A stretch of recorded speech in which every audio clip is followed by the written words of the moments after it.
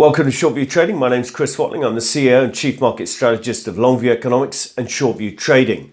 And this is your morning market hit for Monday, 17th of June. It's around 9 a.m.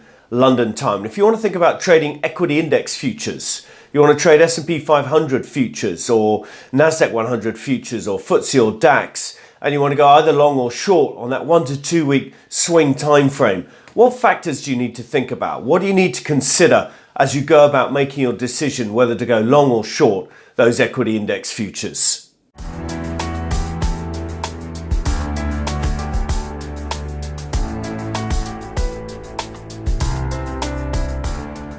The first thing you need to think about is how a market's behaving. How's the price action been recently across global financial markets? Because there's a clear divergence that's emerged across global equity markets. If you look at Europe, for example, last week equity markets sold off pretty hard, heavily impacted as they were by the political situation in Europe on the back of those European elections 10 days ago.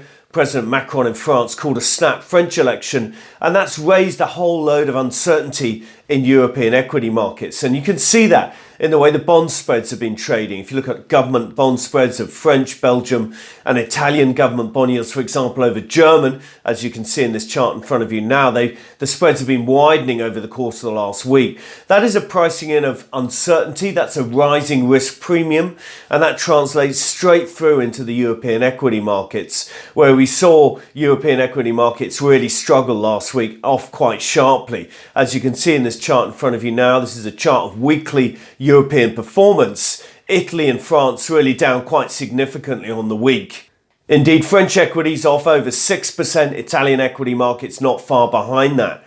So the risk premiums that were rising in Europe caused some significant downside in their equity markets last week. While in contrast in the States, we saw new record highs. If you look at the S&P 500, it hit a new record high midweek. If you look at the NASDAQ, a new record high towards the end of the week.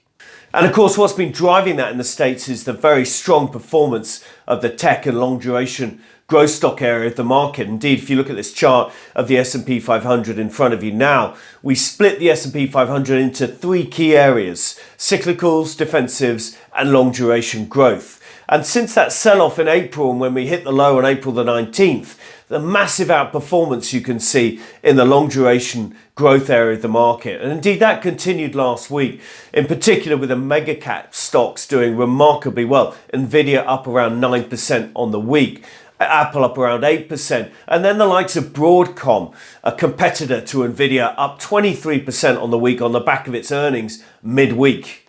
But that advance has been narrow, as illustrated by the chart we just put up, but also by the fact that 7 of the 11 top S&P 500 sectors last week closed down. They closed the week down. It was really only IT that was up meaningfully, up over 6% on the week. So we now have a situation where US markets are overbought and European markets are oversold.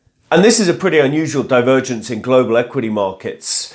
So how does it resolve itself? How does it play out? Well, there's a couple of clues in the following charts. Firstly, if you look at Nvidia on our overextended indicator, it's clearly overextended once again at +2 standard deviations. Where you see the red boxes marked on this chart is where Nvidia has been overextended by to that extent in recent months. And you can see, following all periods of that degree of overextension, the share price of Nvidia will either track sideways or sell off over coming weeks. So Nvidia looks a bit vulnerable in the near term. It's had a massive move higher in recent weeks, and it is overcooked therefore, and it's not surprising it's due a period of consolidation or indeed give back of those gains. And then if you look at the second key chart, where we look at the cyclical area of the market relative to the long duration growth on a medium-term technical scoring system, which is overbought relative to the other. Not surprisingly, cyclicals are shown on this chart as deeply oversold relative to long-duration growth. That provides really good insights into the fact that we may well have some pretty serious sector rotation coming soon in the US market. So to see how to take advantage of all this dichotomy in markets and how to trade this equity market going forwards on a 1 to 2 week basis, please see our latest daily risk appetite gauge publication. If you're a subscriber, it will have been in your inbox around 8:30, 9 a.m. London time. If you're interested in a trial, simply click on the link below, and we'd love to send you a trial of this product over the course of the next few weeks.